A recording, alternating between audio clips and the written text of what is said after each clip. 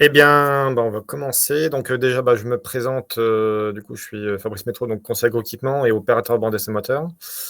Et donc, le but aujourd'hui, c'est donc de brosser l'intérêt du tracteur gaz d'un point de vue exploitant. C'est-à-dire que on va moins se focaliser sur le tracteur gaz de la filière, on va dire, avec tout l'environnement, méthanisation. C'est vraiment, on va dire, plutôt de la station, du pistolet jusqu'à la roue, on va dire, hein. Voilà. Et donc voilà, donc en fait, on a un appel à projet de l'ADEME qui, du coup, nous finance un petit peu de temps sur sur les motorisations alternatives, hein. Et donc, on s'est saisi des essais qui ont été faits avec, du coup, la FNQMA et l'ADEME et avec New Holland, pour un peu présenter ces résultats-là. Alors, Nassim à la FNQMA avait déjà fait un webinaire, mais était plus tourné sur la présentation de leur projet, en fait. Là, nous, c'est plutôt voilà l'aspect un peu technique, motorisation, hein. Vraiment, on va se focaliser plus sur le tracteur ou les engins en tant que tels. Donc voilà, c'est pour présenter. Donc le réseau Cuma, en fait, on est au niveau national, il y a plusieurs bandes d'essai moteurs. Donc, c'est quelque chose qu'on veut un peu maintenir. Et du coup, à force de faire des passages aux bandes d'essai moteurs sur toute la France, sur des motorisations GNR, on a du coup une base de données et surtout des équipements, que ce soit des bandes d'essai ou des débitmètres, qui nous permettent de faire qui nous permettent acquérir des références et de les comparer en fait avec le tracteur gaz. C'est vrai que du coup on s'est saisi de ça, parce qu'on était un peu les plus à même à faire ça, hein, le réseau Cuma. Donc le but c'est vraiment d'une comparaison, que ce soit au niveau de l'efficience des moteurs en fait, hein. Alors juste une petite remise en contexte, hein. En fait, faut quand même savoir que du coup l'État français, il y a vraiment une volonté politique de faire en fait une transition au niveau des tracteurs et engins agricoles, hein. La même transition qui a été faite, qui est opérée actuellement sur les voitures, en automobile, hein, c'est-à-dire, et puis dans d'autres domaines, mais vous le voyez bien, vos quotidiens dans les voitures, hein.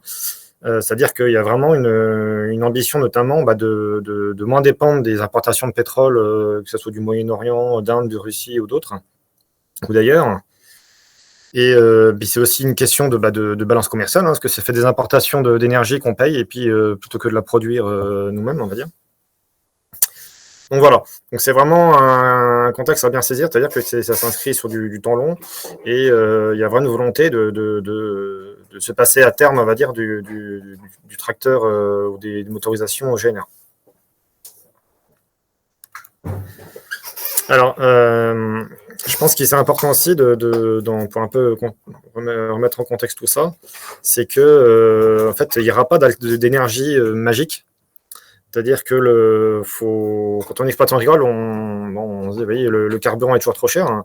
Mais il faut savoir que l'énergie que vous avez dans un litre de carburant, c'est hyper dense, hein. C'est un peu prodigieux dans le sens où, d'un point de vue physique, un litre d'hydrocarbures, hein, c'est un peu imbattable en fait, hein.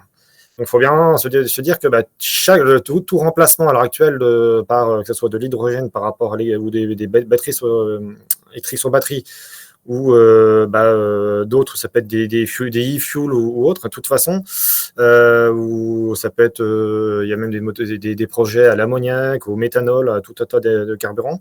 En fait, ça sera toujours un recul en fait par rapport à ce que permet le litre de GNR, c'est-à-dire 10 kWh dans un litre, donc 10 cm par 10 cm par 10 cm.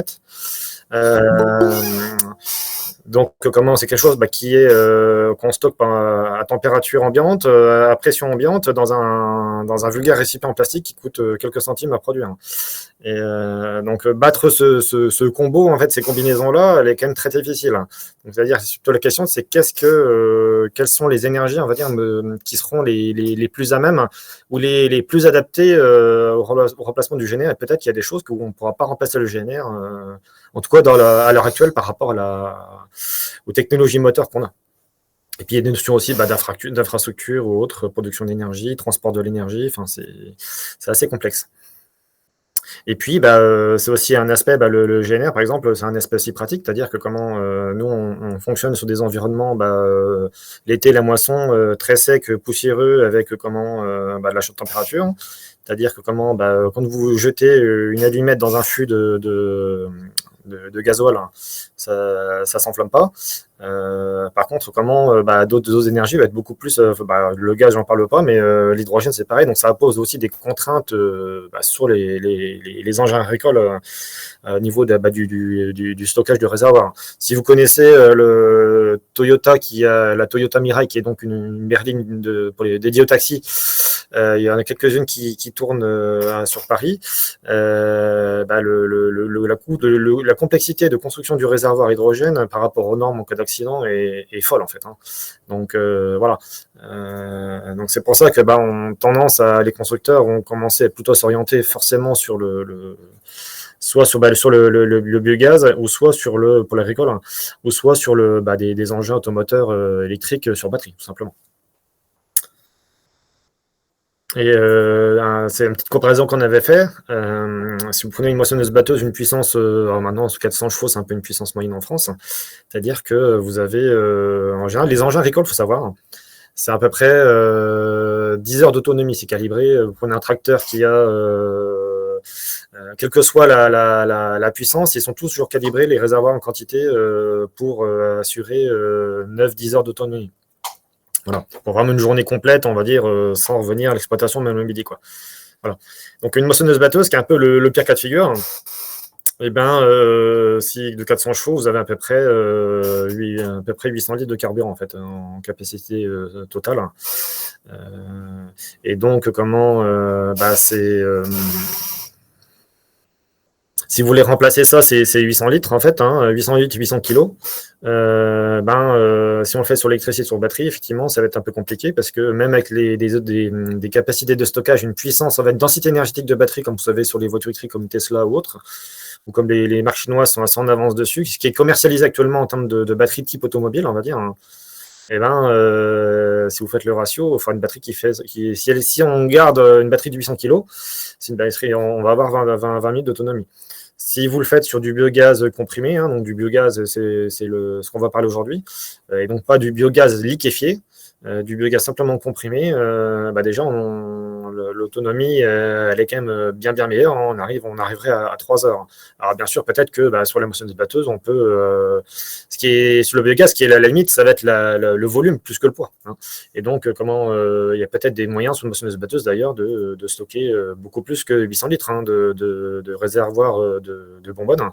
Enfin, l'emplacement, le volume de prise par les réservoirs, peut-être que c'est possible de dépasser 800 ou 2000 litres ou beaucoup plus. Hein. Mais en tout cas, vous voyez bien les ratios, les conversions, c'est forcément un recul en fait. Hein. Et ça, alors, du coup, c'est pour ça qu'on a fait un petit graphique qui est pour un petit peu expliquer tout ça, dans le sens, vous avez est-ce que c'est nécessaire de passer tout de suite tous les engins, on va dire, se priver du GNR hein, et passer sur des motorisations alternatives hein. En fait, ça va dépendre notamment de la durée des travaux que vous allez faire et l'intensité du travail. C'est-à-dire que si je fais du travail lourd toute la journée, je pars de 8 h du matin et puis je prends un sandwich dans le tracteur et je reviens à 17 h le soir, effectivement, ça va être très compliqué de remplacer, de faire ça avec un tracteur qui n'est pas au GNR. Moissonneuse-batteuse, c'est pareil. Hein. Par contre, d'un instant que vous avez des chantiers vous repassez par l'exploitation, ne serait-ce qu'au moins une fois par jour, 2 fois par jour le midi, parce que les chantiers sont d'une durée beaucoup plus faible. Hein. Vous faites des navettes entre l'exploitation et les parcelles. C'est par exemple un exemple, ça peut être la pulvérisation, mais même nous, l'épandage d'effluents, qui va être aussi le cœur de ce qu'on va discuter tout à l'heure, la tonalisier, à chaque voyage, vous pouvez repasser devant la station et remplir le tracteur gaz. Et puis, vous allez avoir des automoteurs de manutention. Eux, par contre, ils sont encore mieux parce qu'ils restent dans la cour la plupart du temps. Alors, pas tous les télescopiques. Hein, quand ils chargent un épandeur fumier au bout du champ, effectivement, ils ne sont pas dans l'exploitation. Mais dans une immense partie du temps d'utilisation d'un télescopique, c'est quand même très souvent dans une cour de ferme où on peut, en fait, accéder à recharger l'énergie, on va dire. Voilà. Donc, c'est vrai que du coup, on aura beaucoup plus tendance à avoir ça a déjà commencé, hein, tous les petits petits valets de ferme ou télescopiques électriques qui commencent à arriver, parce que c'est pour ces raisons-là. Et en plus, d'ailleurs, ils ont ce qui est bien, c'est qu'ils ne sont pas limités vraiment par le poids, parce qu'en fait, on a tendance à même à émettre des contre-poids pour des raisons de stabilité au travail, en fait, avec le enlevage. Et donc, si vous mettez une batterie, la batterie peut devenir un allié, en fait, en termes de poids, parce que de toute façon, on a déjà des contrepoids en masse, en fonte importants pour des raisons pratiques. Alors, un petit revue sur le tracteur commercialisé actuellement depuis quelques années par New Holland France. Donc, le T6 méthane. Alors, donc, en fait, c'est strictement le même tracteur que le T6 180 diesel, on va dire. Donc, l'architecture, que ce soit transmission pont, la cabine, 90% on va dire du tracteur est identique. Ce qui est vraiment changé simplement, c'est que le moteur, il est à un cycle pas diesel, donc du coup, il a un cycle avec des bougies, un moteur explosion. Les culasses et puis tout le système d'admission va changer. Forcément, évidemment, tout le système de stockage de carburant et puis on supprime des éléments. C'est-à-dire que le gros intérêt de ce que j'entends souvent des gens qui sont quand même un petit peu des exploitants qui pestent, à raison d'ailleurs, avec les systèmes anti-pollution, l'urée notamment, le système SCR au quotidien, parce que ça crée des pannes, voilà, des codes d'erreur, des problèmes au quotidien. Et donc, ça, en fait, comme le moteur gaz est beaucoup plus, enfin le carburant, le gaz est beaucoup plus propre que le diesel, dans sa combustion, en fait, il rejette énormément moins des deux polluants principaux, c'est-à-dire les oxydes d'azote et les particules. Donc, en fait, New Holland arrive à vendre un tracteur, on va dire, sans ces systèmes-là complexes et très chers, et pas très fiables, parce que c'est un tracteur gaz. Alors, par contre, le revers de la médaille, c'est que du coup, vous avez quand même des bougies en plus. Donc, technologiquement, c'est des bougies, comme n'importe quel moteur essence. Mais par contre, il faut quand même les remplacer à un intervalle régulier. Donc, du coup, c'est des nouveaux coûts, on va dire, dans le coût d'utilisation d'un tracteur au niveau de l'entretien. Par contre, du coup, on a en moins les coûts déjà la consommation de l'urée. Et quand même, c'est jusqu'à équivalent à 8% en litres, 8% de ce que vous consommez en diesel, on va dire, en proportion. Et puis, donc ça, c'est un avantage. Mais bon, pour les bougies, il faut quand même les remplacer à intervalles réguliers. 750 heures, ça peut revenir assez souvent. Alors, New Holland France, ils estiment ils n'ont pas trop communiqué là-dessus, mais que le coût des remplacements des bougies est à peu près équivalent en prix à ce que vous payez en AdBlue, en fait, au niveau des combustibles. Voilà, et puis aussi une petite spécificité, du coup c'est un turbo à refroidissement liquide. Alors l'exploitant quotidien, ça vous change rien, mais c'est du coup, c'est vrai que c'est sûr, c'est une pièce qui est assez complexe. Pourquoi ils mettent un refroidissement liquide? Parce que ça chauffait, c'est un turbo, enfin le moteur gaz en fait nécessite en fait des volumes très très importants d'air, qui sont pas les mêmes rapports entre carburant et comburant que le moteur diesel, et du coup il faut bien les laisser refroidir, et du coup c'est un refroidissement liquide de turbo. Voilà, c'est un truc vraiment nouveau en agricole, on n'avait jamais eu ça. Après, bon, c'est au point, c'est des technologies qui ne sont pas nouvelles, c'est juste qu'ils ont choisi cette technologie-là qui est adaptée à ce type de moteur. Voilà, donc c'est un tracteur qui est de base. Alors bon, les prix ont évolué, mais en 2023, la version diesel était à peu près 20 000 € moins chère que la version biogaz, sachant qu'il y avait une aide de 20 000 €, et donc c'est pour du coup de l'État, en subvention France Agrimaire, pour remettre en fait le tracteur gaz en fait au même prix que le tracteur diesel, quoi. Voilà. Une autre spécificité, donc ça c'est un point par contre qui est beaucoup plus embêtant, parce que quand on discute avec beaucoup de gens qui ont vu le tracteur des fois dans les médias, mais juste brièvement une image en fait, ils se disent oui, c'est un relevage avant et puis on dételle la réserve de gaz qui est à l'avant. Parce qu'en fait vous avez une réserve à l'avant et puis des réserves de gaz qui sont donc à la place du réservoir traditionnel du tracteur, c'est-à-dire sous la cabine. Donc vous avez vraiment deux réserves.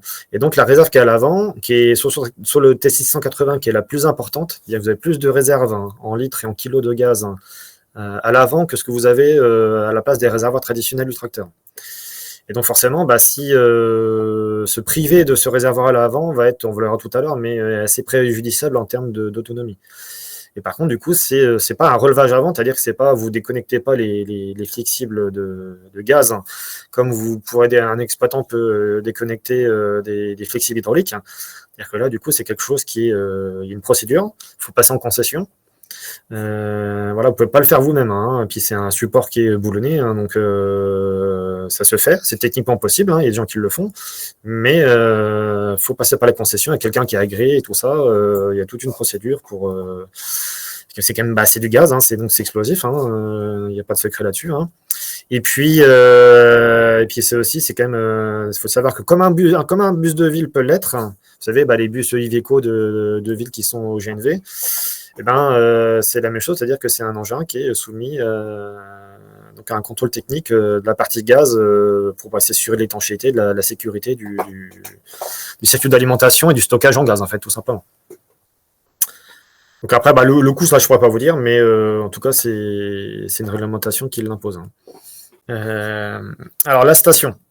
Donc, il y a quand même des différences au niveau des stations, forcément, en termes de capacité, puisqu'en fait, le gaz, on n'injecte pas du gaz produit directement du méthaniseur, c'est-à-dire qu'il est épuré, c'est-à-dire qu'il faut un taux comme on a le CO2 notamment, il y a d'autres polluants, d'autres petits gaz dedans, mais l'idéal, en fait, l'idée, c'est de retirer le CO2 qui est contenu dedans pour avoir 95%, 97% idéalement de biométhane, en fait. Hein. Il faut savoir que du coup, le New Holland, si vous avez il y a un capteur au niveau de la composition du gaz, si vous avez un niveau d'une concentration de gaz qui est en dessous de 85%, 84%, je crois, le tracteur, par contre, se met en mode dégradé. C'est-à-dire que du coup, après, il faut vraiment le voir, il faut vraiment avoir un problème à sa station pour avoir du gaz qui est...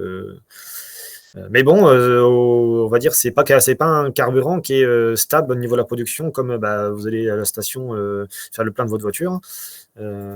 C'est un gaz et dans un méthaniseur, ça peut un petit peu varier au fil du temps de l'année, quoi. Voilà. Donc ça c'est un paramètre quand même à surveiller pour le méthaniseur.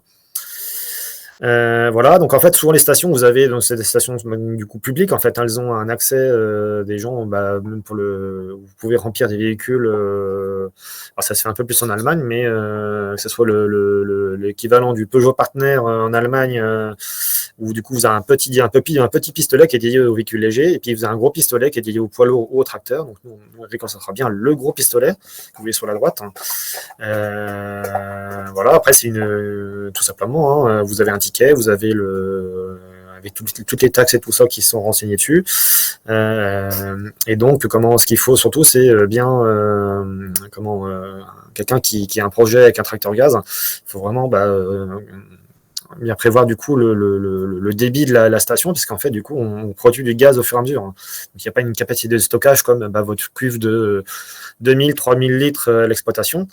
Donc voilà, si vous avez un tracteur gaz au quotidien et puis le lendemain vous en avez 5 et que il en faut 2, c'est prévu pour 2, ça passera pas. Voilà, c'est vraiment en flux tendu là-dessus, quoi. Hein, donc c'est un petit peu la contrainte.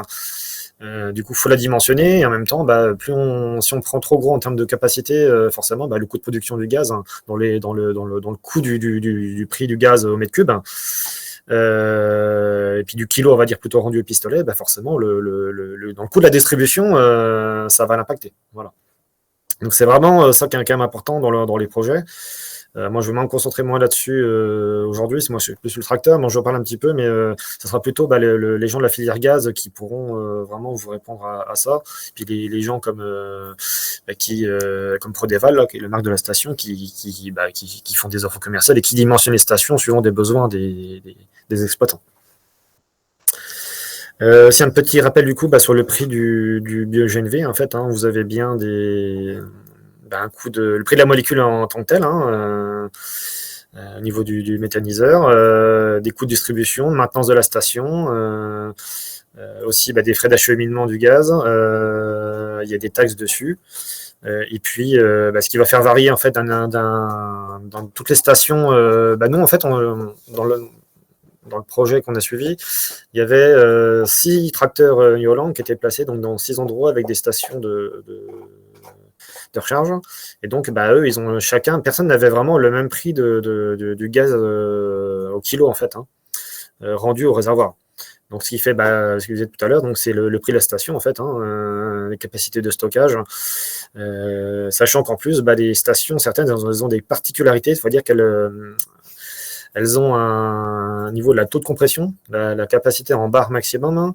Elle est variable suivant certaines marques et capacité de station. C'est-à-dire qu'en fait, là, les chiffres qu'on donnera tout à l'heure, ça sera des capacités de stockage dans le réservoir du tracteur à une pression donnée. Mais certaines stations peuvent charger non pas à 100%, mais à 120% en proportion par rapport aux autres. Donc forcément, vous mettez un peu plus on met un peu plus de matière dans les réservoirs, donc un peu plus d'autonomie. Voilà, c'est quand même des petites différences quand même à souligner. Voilà, après, dans la mémoire, sur le site, là, on a fait les essais, on va dire, pour un petit peu clôturer le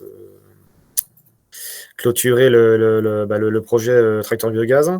Donc en Dordogne, là, la station on était, et eux, ils estiment en fait à 30 centimes par kilo, ne serait-ce juste le coût de la station tant que telle, en fait, hein. Voilà. Donc c'est toujours, donc ça sera toujours à peu près, vous voyez, dans les ordres d'idée, à peu près un tiers, 25-30%, un tiers du prix du gaz qui sera juste dû en fait à la station en elle-même, hein. Alors, la procédure, comment que ça marche? Tout simplement, donc faut être positif là-dessus, c'est quand même beaucoup plus propre que sur du tracteur au gasoil, hein. Et surtout, c'est en fait plus rapide, hein. Donc, les gens pestent sur les voitures électriques avec forcément des temps de recharge qui sont, alors même s'il y a des progrès dessus, mais c'est peut-être 20 minutes, une demi-heure, 40 minutes suivant les modèles, voilà, en règle générale.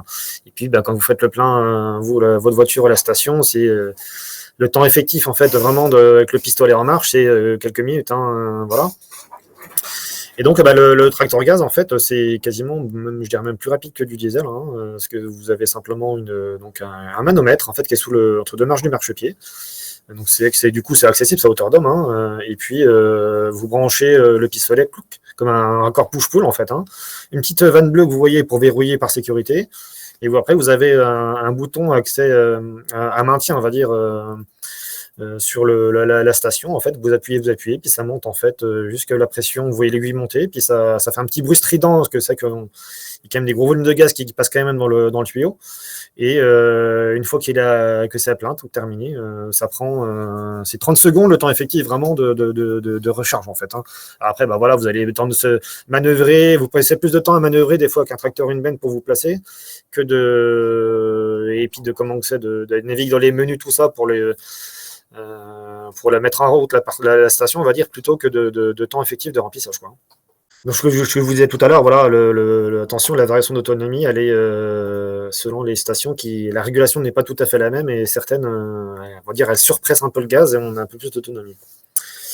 Alors, il existe en fait aussi pour étendre l'autonomie des tracteurs gaz, des stations de recharge, en fait, c'est des racks de bouteilles en fait, hein, qu'on comprime à l'avance, et puis que vous pouvez mettre dans un petit camion, un petit Iveco, et puis recharger au champ. Par contre, du coup, contrairement au diesel, vous avez donc du coup vous savez, les petites stations de recharge là qui sont, c'est des 400 litres à peu près, qu'on met ça dans le pick-up ou dans le berlingot. Donc du coup, c'est quand même accessible, hein, c'est quelques centaines d'euros, hein, l'équipement. Là, par contre, du coup, c'est quand même des bouteilles avec des normes de sécurité, hein, c'est du gaz, hein, et puis c'est quand même beaucoup plus volumineux, hein, vous pouvez pas forcément mettre ça dans tous les véhicules. Mais en tout cas, sachez que ça existe. Par contre, c'est que le prix, par contre, ça devient c'est un confort, on va dire, une extension d'autonomie qui devient un peu prohibitif quand même pour le moment, parce que c'est quand même annoncé 9 000 euros le rack là, pour seulement 50 kilos. Alors, ce qu'il faut savoir aussi, c'est que même sur ces 50 kilos-là, vous n'allez pas mettre les 50 kilos de manière intégrale dans les réservoirs du tracteur.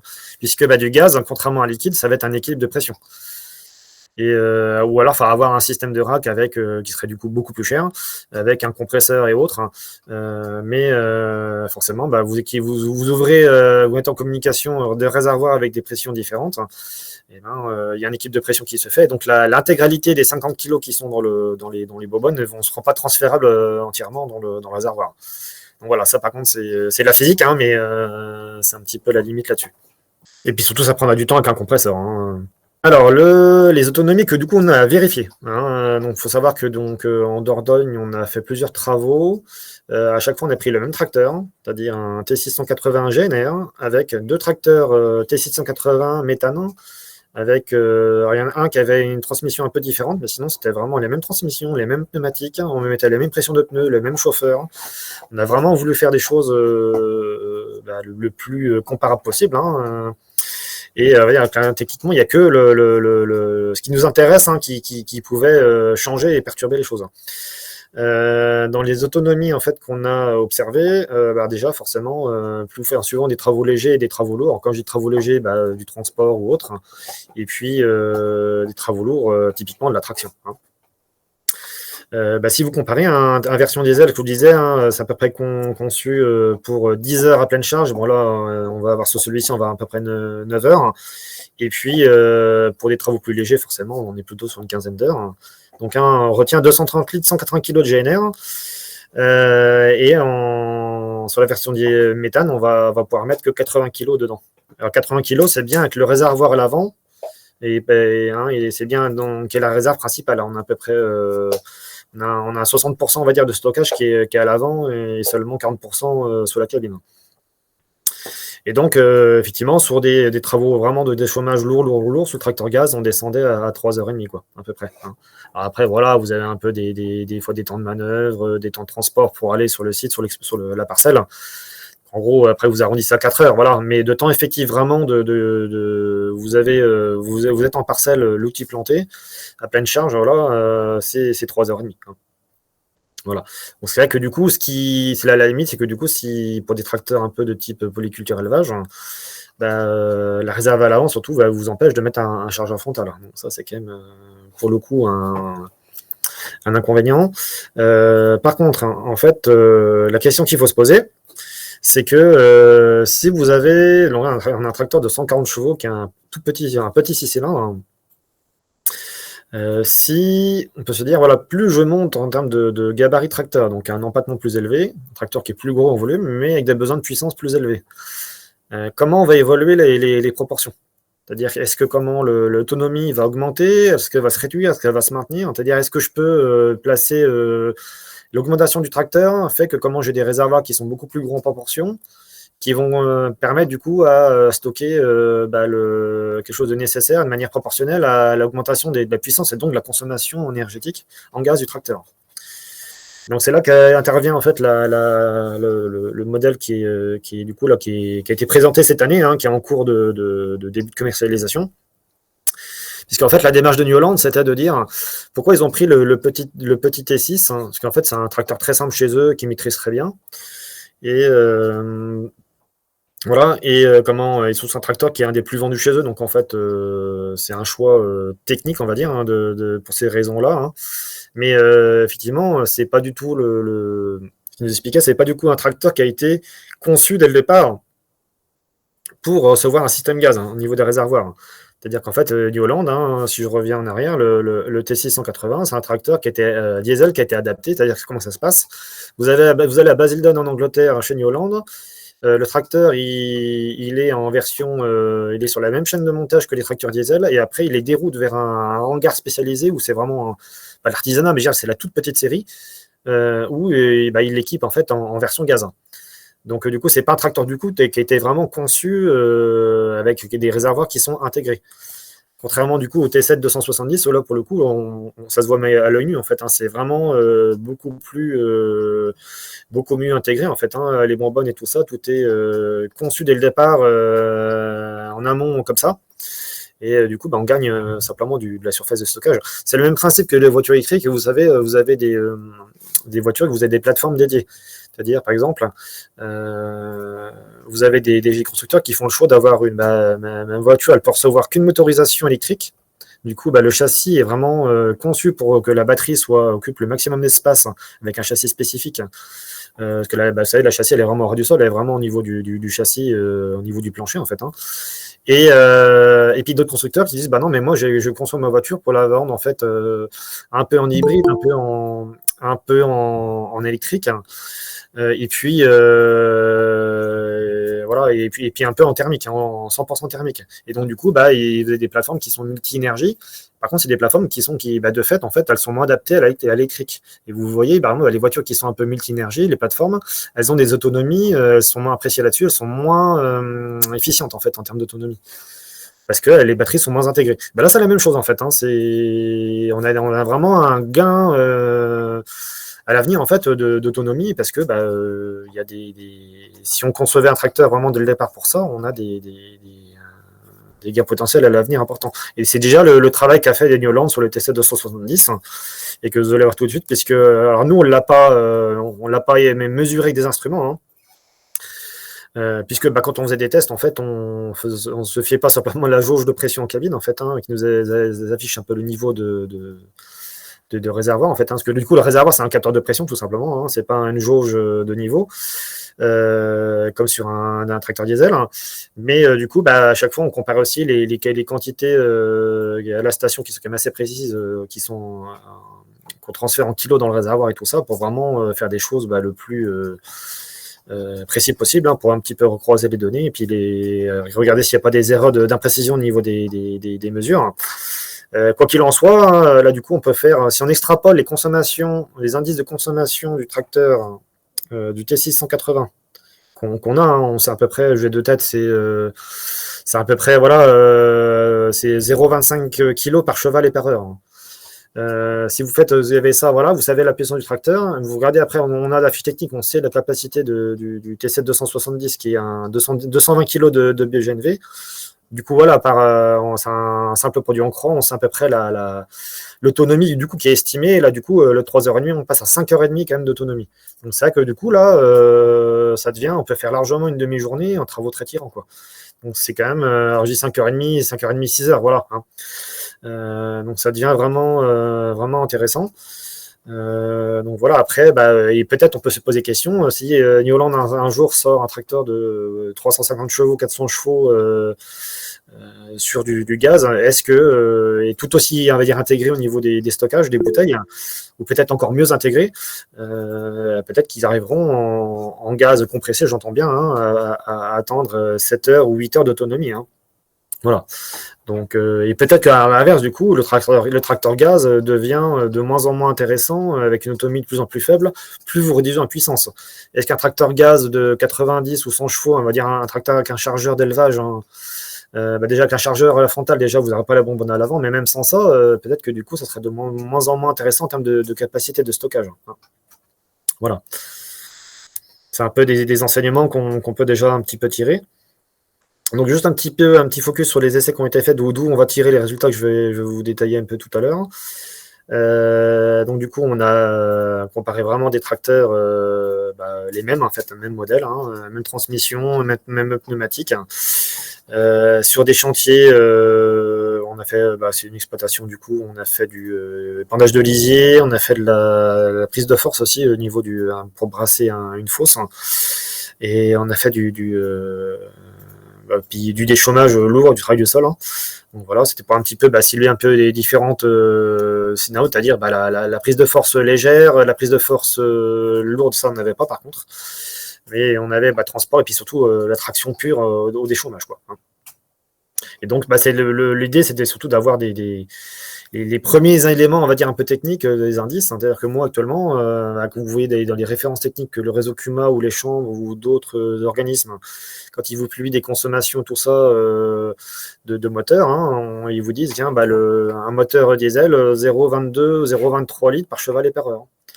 Quel est l'équivalent en diesel, en bio-GNV? Et ça, du coup, on n'avait pas, en fait. Et c'est avec ça qu'on va pouvoir faire ce qui intéresse tout le monde, c'est-à-dire faire des projections au niveau du coût d'utilisation du tracteur sur le poste carburant. Et puis, c'était aussi vous voyez, donc olisier, épandage. Donc il y avait forcément après c'était beaucoup plus transport que c'était avec beaucoup de relief quand même. Donc c'est un transport, mais transport quand même avec pas vraiment du transport léger, on va dire, parce que c'était quand même un terrain très accidenté, avec beaucoup de côtes et de descentes. Le déchômage, c'était un déchômeur à dents. Par contre, c'était hyper dur. Là, on sortait des blocs, c'était très argileux et hyper dur, donc c'était assez impressionnant.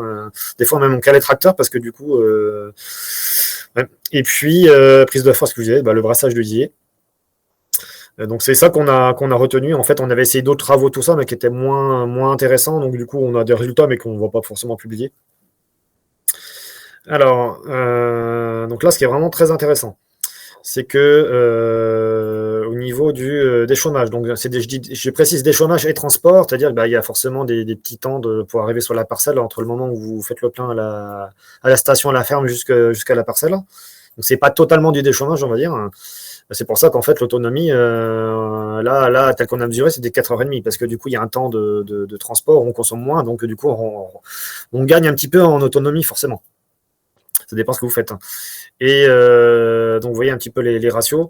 20 litres 6 hein, pour le GNR par rapport à 14,64 kg à l'heure de biogène V. Alors, il faut savoir, le GNR, il a une densité de 820. Alors, si vous faites le ratio, là, vous faites 20,6 fois 0,82, et vous voyez un petit peu près que finalement, en termes de kilos de GNR par rapport à kilos de biogène V, c'est pas si loin que ça. Hein. Mais bon, forcément, l'exploitant, nous, je mets tout en litres, parce que l'exploitant, pour le diesel, c'est bien ce qu'il utilise. Et puis, le gaz, bien évidemment, on va parler en kilos et pas sur un gaz, ça n'a pas de sens de parler en volume. Alors, du coup, en fait, on est parti d'un postulat, c'est que le prix moyen de toutes les stations, le prix du gaz en kilos, de toutes les stations de France, hein, des 6 tracteurs concernés par les essais. Donc le prix moyen pondéré en fait sur les 2 dernières années, 2023-2024, était de 1,42 € par kilo, tout compris. Si on prend un prix du carburant en termes de GNR à 1 € par litre, alors 1 € par litre, j'entends bien, c'est vraiment rendu à l'agriculteur. Hein. C'est-à-dire après, une fois que vous avez retiré, il récupère, mettons, la taxe d'acier sur le carburant, là, qui est à peu près de 20 centimes et autres, tout ça. Hein. Eh bien, effectivement, là, ça devient compétitif. En fait, c'est le poste carburant, il est identique en fait entre la version diesel et la version biogène V.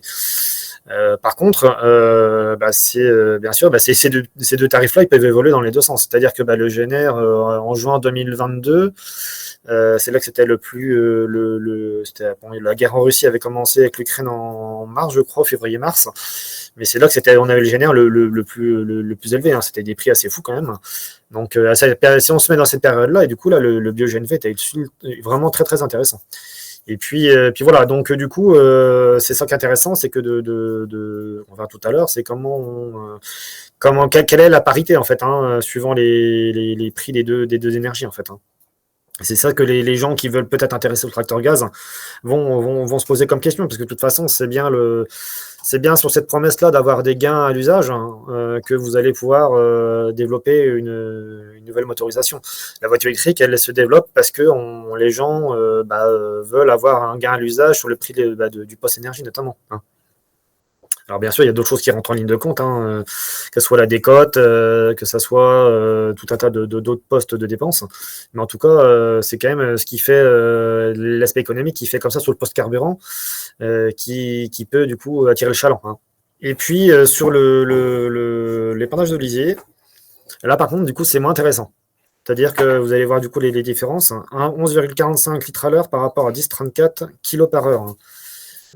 Considérant du coup dans ce qu'on a retenu à l'époque la différentielle 1 € du litre de GNR et 1,42 de kg de BGNV, effectivement là sur ce poste-là le tracteur gaz n'est pas plus intéressant, il est même un petit peu moins intéressant. Effectivement. Après encore, je leur dis, voilà, c'est un focus à l'instant T. La fiscalité et puis le prix du pétrole peut encore beaucoup changer. Voilà.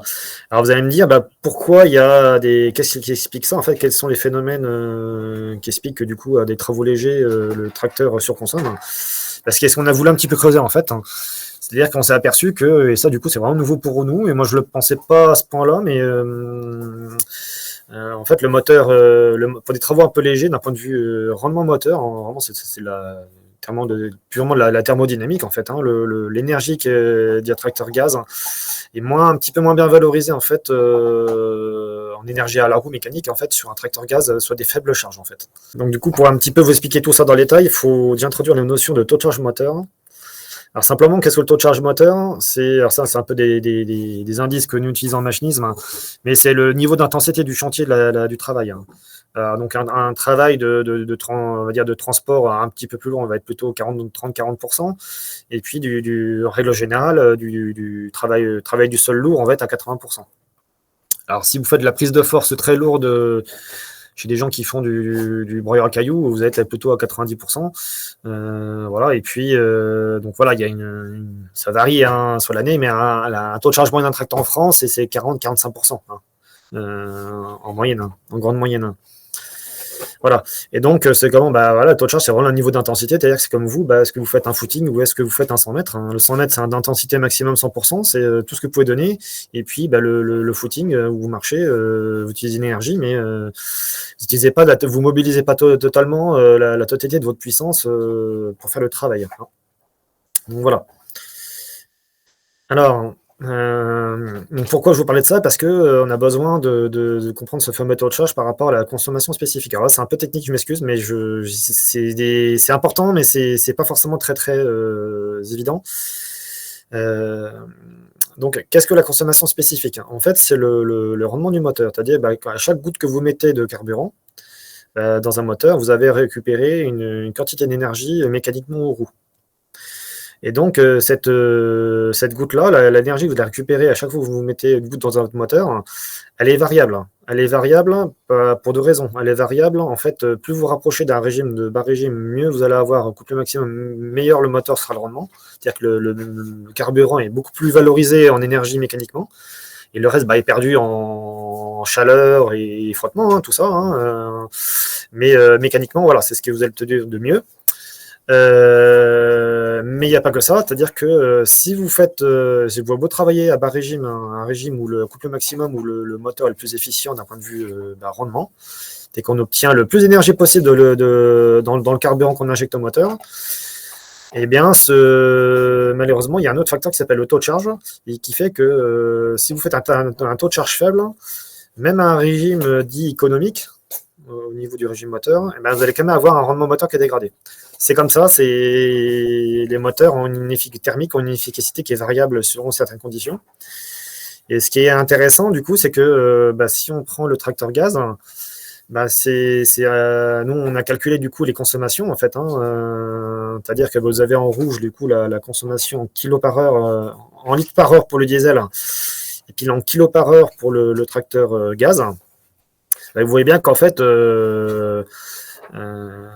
voilà, il y a un écart, c'est-à-dire que plus en proportion, en fait, l'écart entre le 10,34 kg par heure par rapport au 11,45 litres heure est très très réduit par rapport, donc en menant bien un taux de charge léger, par rapport à le 20,6 et 14,64 kg par heure.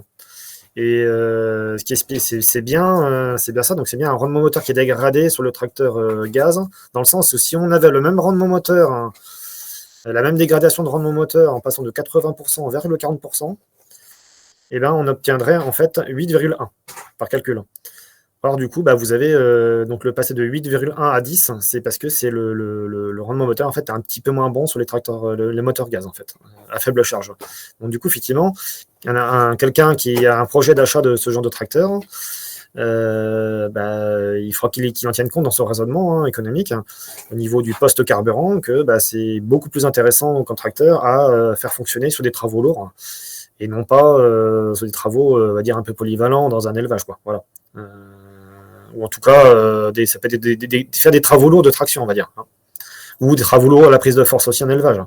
Mais tout ce qui est travail, on va dire, transport et puis un peu des manœuvres, manutention, de cours de ferme, voilà, tout ce qui nécessite quand même pas beaucoup d'énergie, ça du coup, c'est un peu dommage, mais c'est là que là-dessus, le moteur gaz pêche un peu.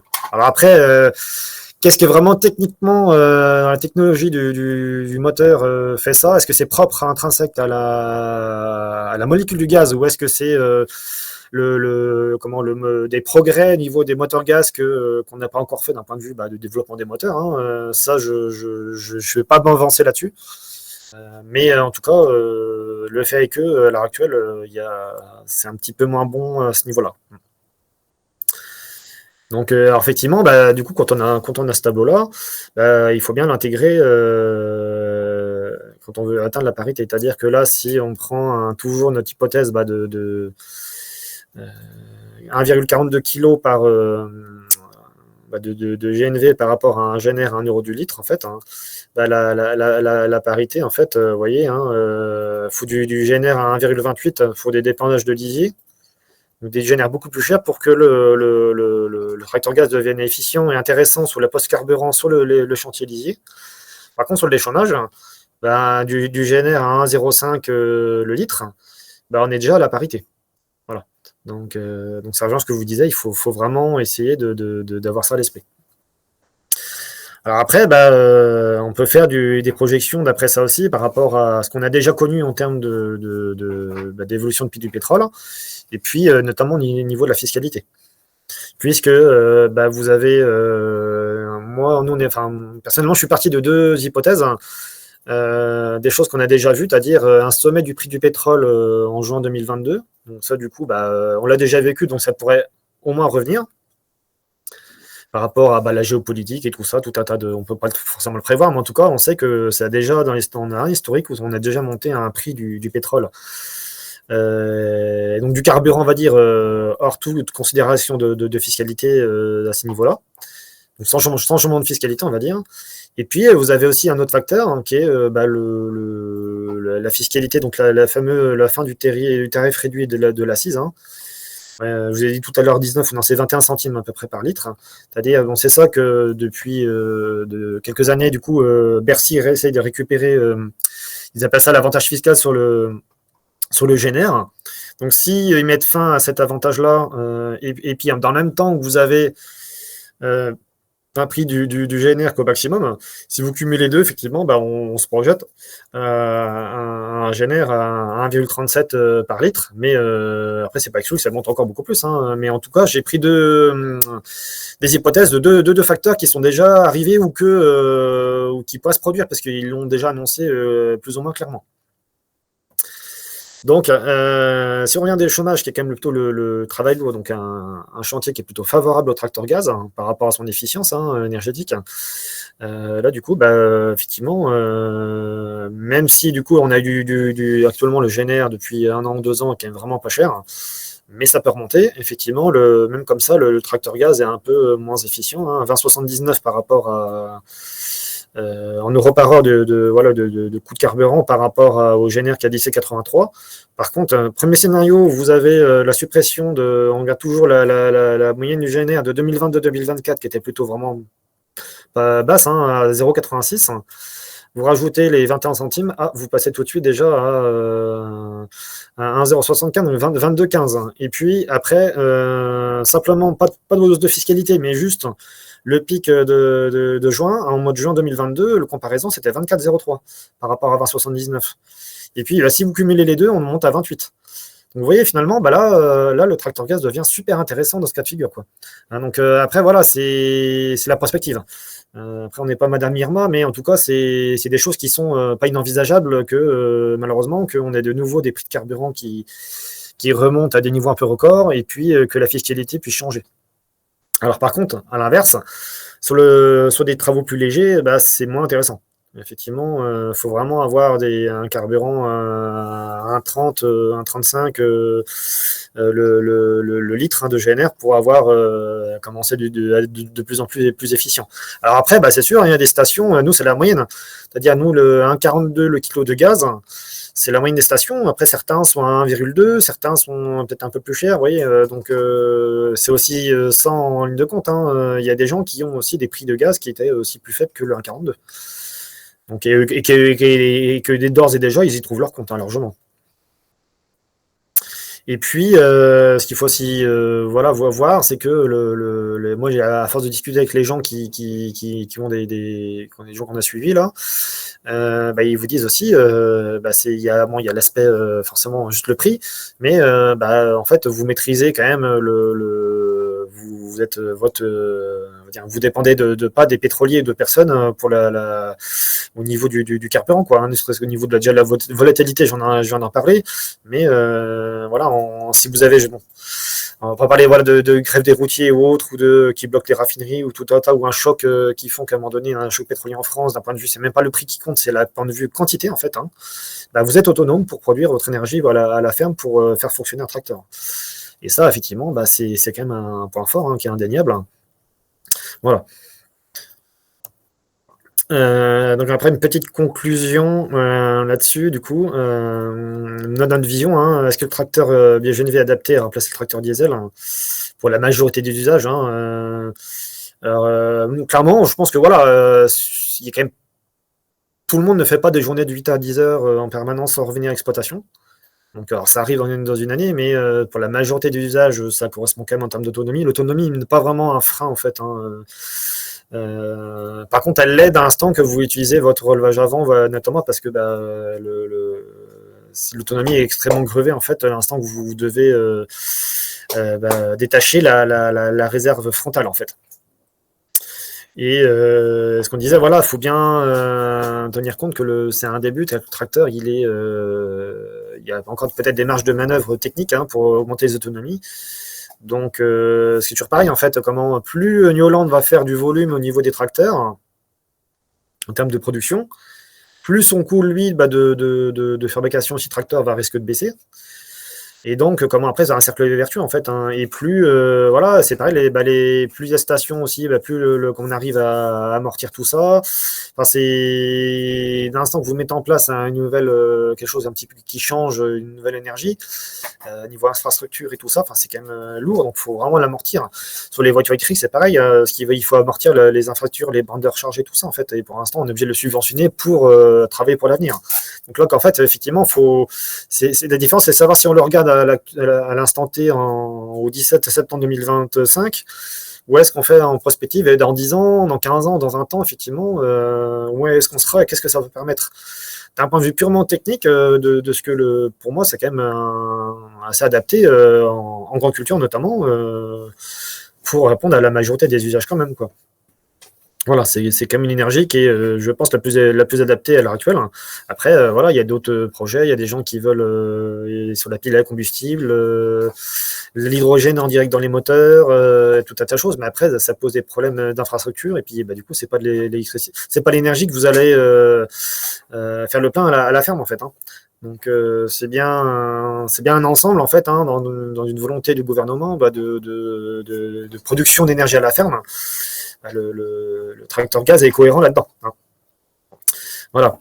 Et puis un petit peu ce qui est à retenir dans les grands indices. Hein, donc le 0,23 kg par cheval et par heure que moi j'utilise très très souvent. 0,25 pardon par cheval et par heure pour du tracteur diesel. Hein.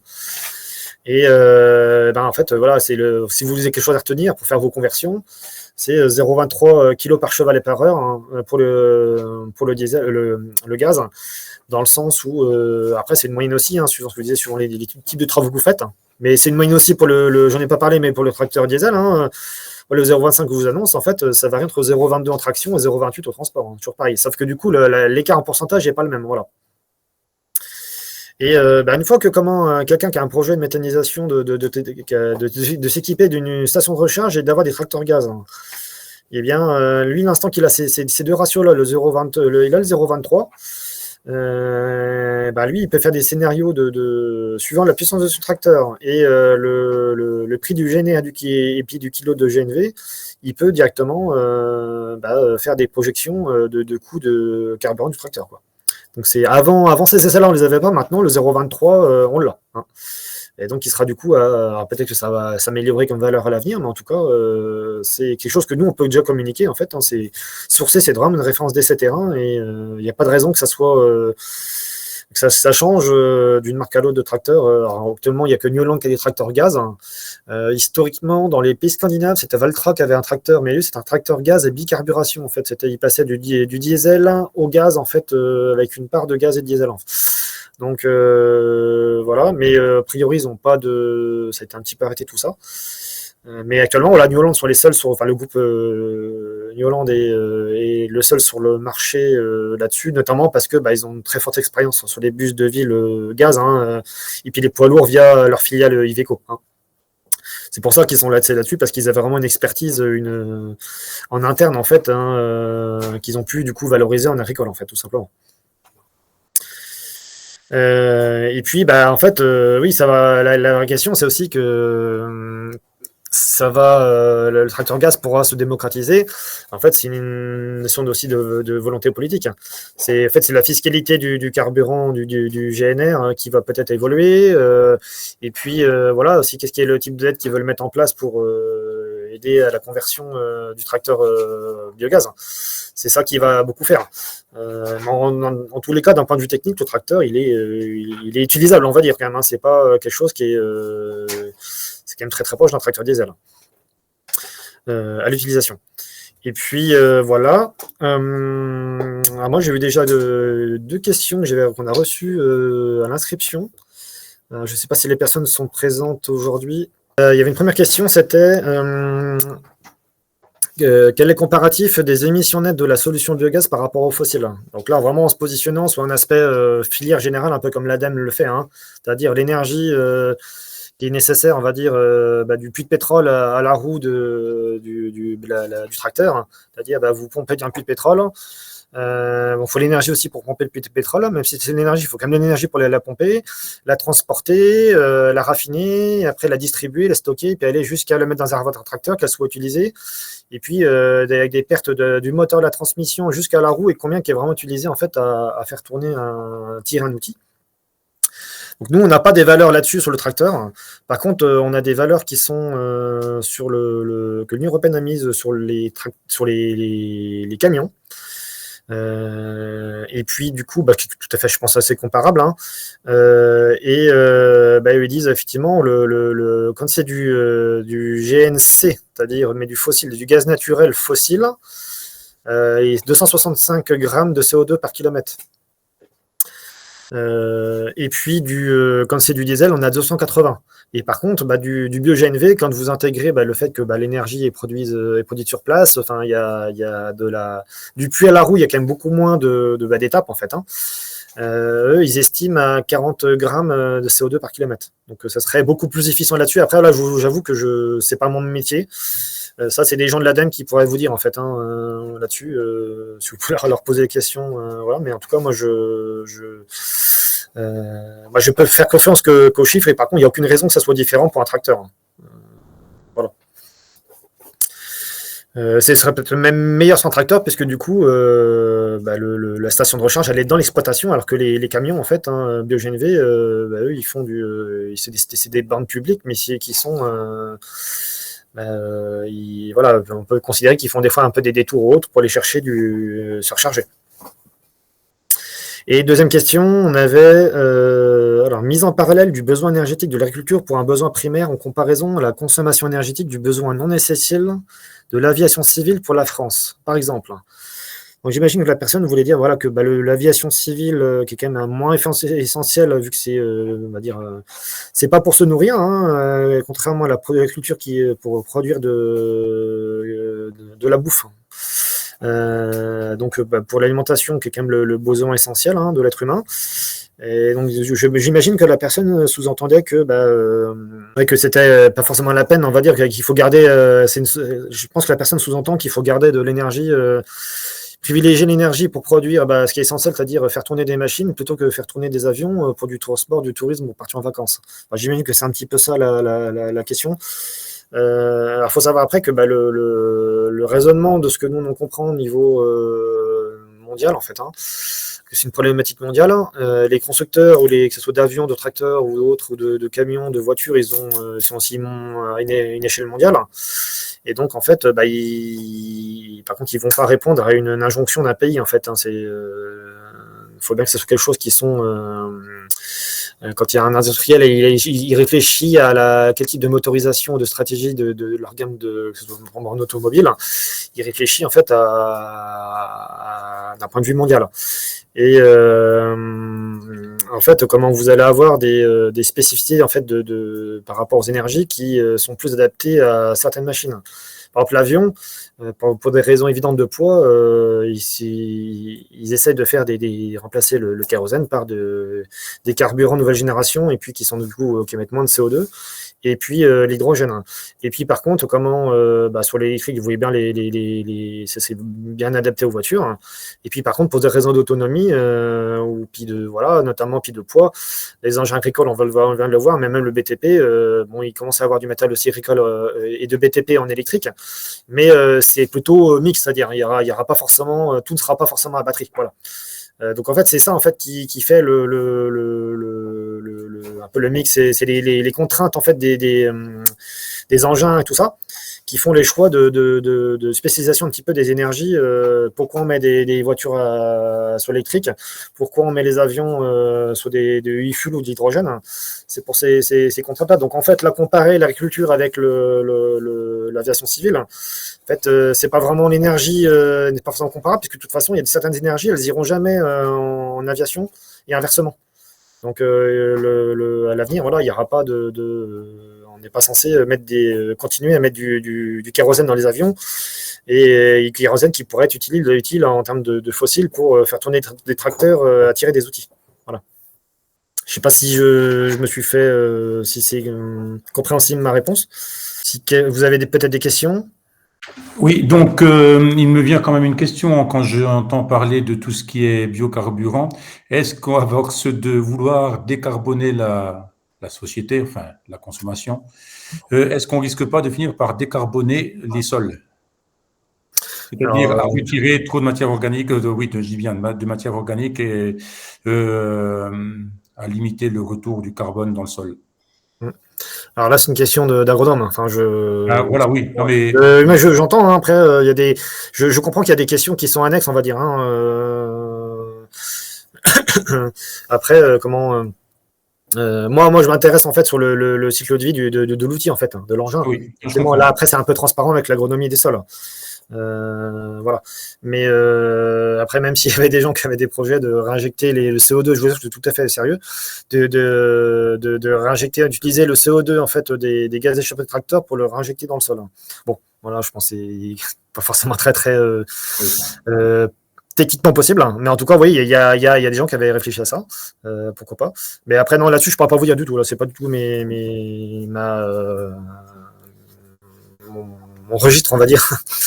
Je vais pas m'étendre là-dessus. Voilà. D'accord, merci. Je sais pas, peut-être qu'il y a des gens qui sont peut-être méthaniseurs aujourd'hui ou pas.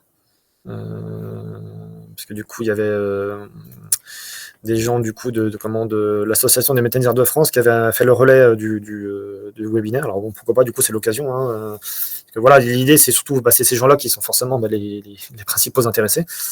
Je sais que voilà, qu'il y a des gens voilà, qui commencent un petit peu. Autant New Holland avait quand c'est le 140 chevaux, c'est quand même un peu dérisoire pour un méthaniseur. Ils ont que des grosses tonnéliers, des grosses remorques et tout ça.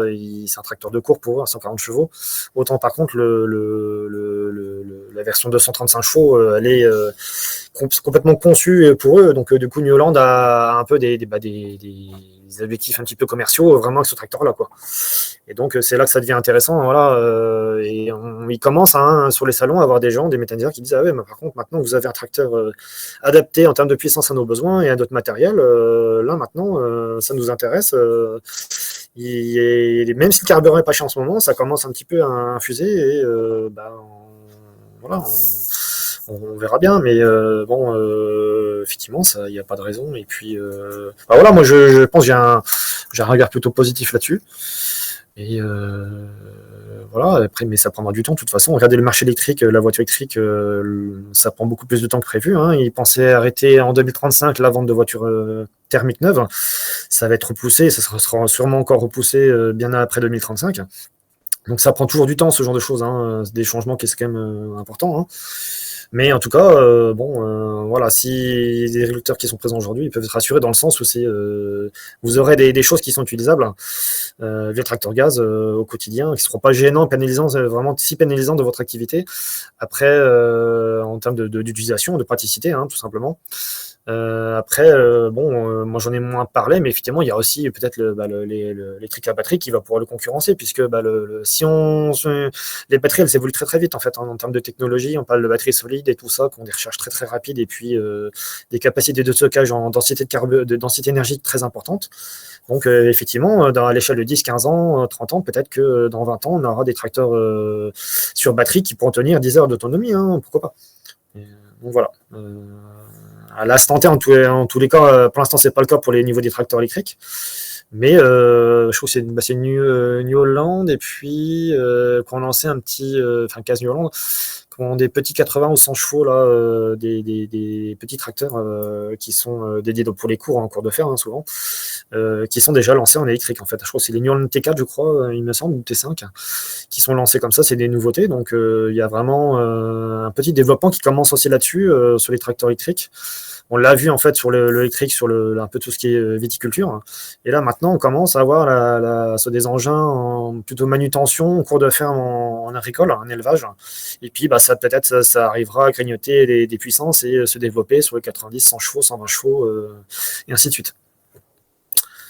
Voilà. Mais bon, on n'y est pas encore, hein, ça prend toujours du temps, hein.